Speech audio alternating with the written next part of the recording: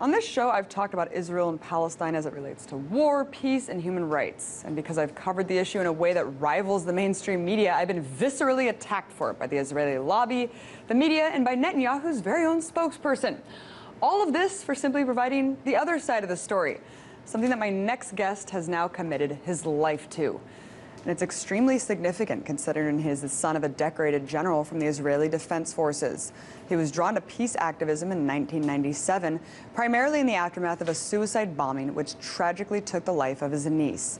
So, to talk about his personal journey and to help me break through some of the biggest misconceptions about the conflict, I spoke with Miko Peled, peace activist and author of The General's Son, Journey of an Israeli in Palestine. I first asked him about the myths perpetuated regarding the formation of the Israeli state. Take a look.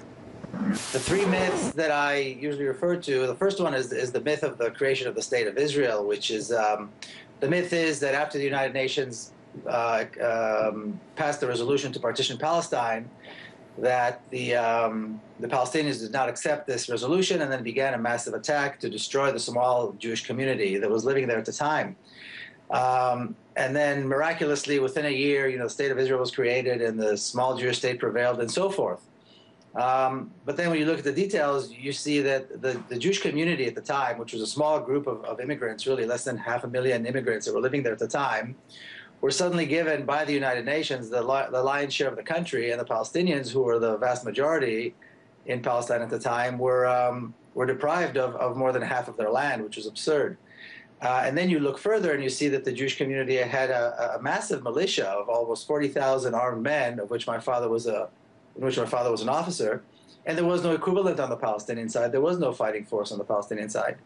And then once again, you keep looking further and you see that as soon as this resolution was accepted, the Israeli forces began a massive campaign of ethnic cleansing.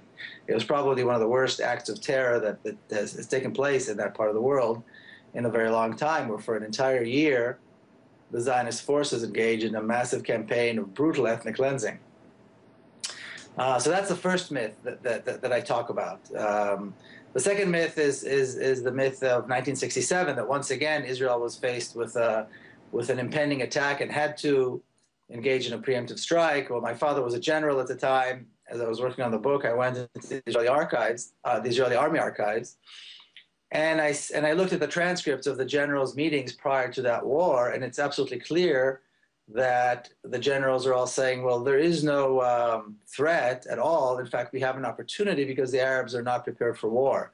And therefore, we have an opportunity to strike, destroy the Arab armies and take more land. So that, again, that is one of those myths that, that was perpetuated, that the war of 1967 was a preemptive strike, but it was not a war of choice. There was an existential threat. And once again, you look at the details and you see that there was no threat at all. The generals were talking about an opportunity. And the third myth that I talk about is that Israel is somehow a democracy, which is, I think, the most laughable myth of all. Israel today rules the entire country, all of Palestine or all of Israel, depending on how you call it. Half the population, about 6 million or 6.5 million people, are Israelis. The other half, close to 5.5 million, are Palestinians. And Israel governs the Israelis and Palestinians under different laws. Right. So you have the laws that govern people like myself, Israeli Jews, who really live quite in a democracy, free to come and go as they please. Then you have the laws that govern the Palestinians, about 1.5 million of them who are Israeli citizens, racist laws, over 30 laws in the law books that discriminate against them specifically, and they live in an entire environment of racism and discrimination. And then you have Miko, I just wanted to jump in there. Yeah, we really do hear that, Israel's the greatest democracy in the Middle East. That's a really, really important point. I wanted to move on, though, because we have a lot to go over. I wanted to play you something that Glenn Beck said. I know that he's fringe, but I think that what he's going to say right here really exemplifies what a lot of people think in this country when they want to criticize Israeli government's policies, but they're scared of being labeled an anti-Semite. Let's check it out. We all know, in the quiet of our own souls, exactly what's going on here. It has nothing to do with embargoes or borders or anything else that can be solved. It's because Israel exists, and it's a Jewish state. Let's be honest with ourselves. There are some people who just can't get past that. It's the world's oldest hatred, anti-Semitism. And unfortunately, it is alive and well in our time.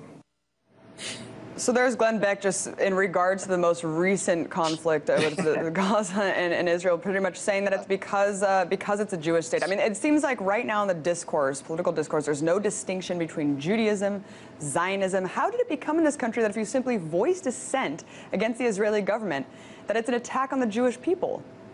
Well, because there's a hysteria here. There's AIPAC and all these other pro-Zionist or Zionist organizations in the U.S. that create hysteria. But, you know, it's funny when he says the problem, in a way, he's right. The problem is the Jewish state. The problem is that if you're going to have a Jewish state in an Arab country, which is what Palestine is, where half the population is not Jewish, you have to have a racist state with racist laws and, you know, hold thousands of political prisoners and deny half the population their rights. Otherwise, it wouldn't be a Jewish state. So in a way, Glenn Beck is right when he says that. The problem is that this is a Jewish state, and that's why the solution has to be, you know, similar like as in South Africa, where they had to get rid of apartheid. In this case, they're going to have to get rid of Zionism and allow for a real democracy. The problem is precisely the Jewish state, but there is a differentiation and a distinction between what it means to be Jewish and what it means to be Zionist and what it means to be an Israeli. You know, being Zionist means you agree or you think that there should be a Jewish state in Palestine. So that means you agree that there should be a racist state with thousands of political prisoners who deny half the population its rights and its freedoms. So if that's what people think and that's what people, you know, it's a values issue. It's not politics anymore. I happen to disagree. And then there are many Jews around the world who always have opposed the notion of a Jewish state because it was racist and either were indifferent or in opposition to it.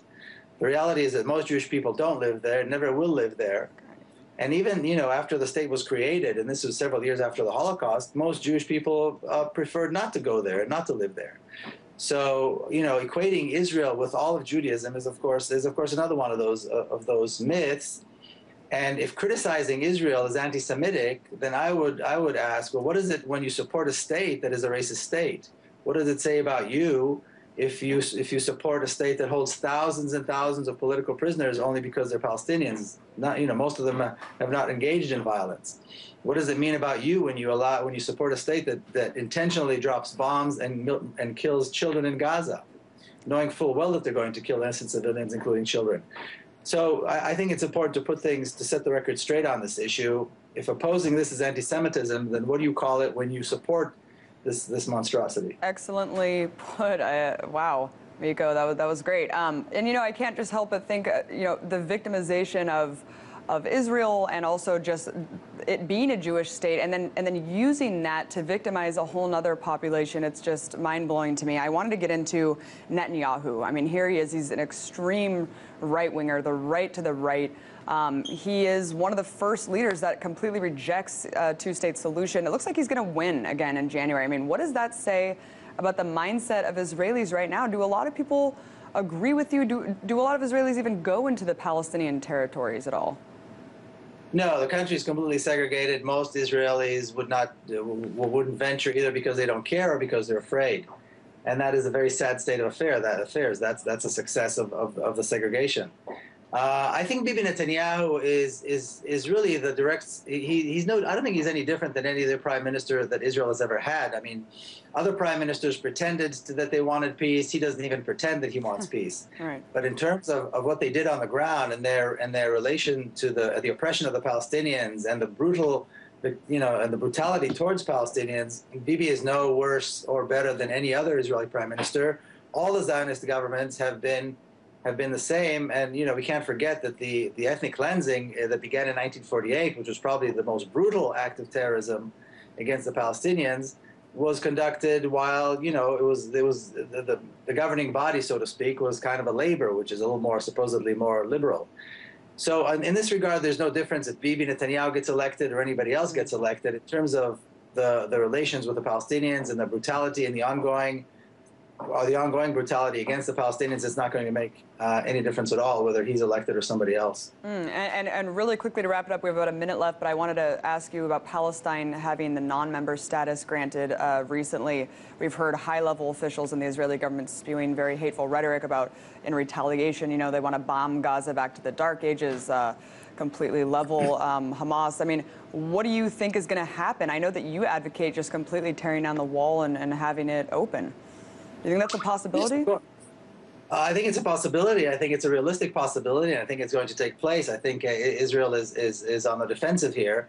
They're going to bomb Gaza, and they're going to just try to destroy the Palestinians either way. I think the vote was a positive step. I think any recognition of Palestinian rights is a positive step, is a good thing. I hope that it will lead to some actions against Israeli politicians and Israeli generals in the International Criminal Court for their crimes against the Palestinians, because this is one advantage of this recognition. And I hope to quickly see an end to this crazy notion of a Jewish state, which has become such a liability for everybody, for Israelis and for Palestinians in the Middle East. Well, thank you so much for opening up that dialogue. I think it's one that is crucial, completely not had in this country, and it really needs to be, especially when we support Israel's actions with so much of our taxpayer dollars every year. Miko Peled, peace activist and author of The General's Son, thank you so much for coming on and for your time. Thank you.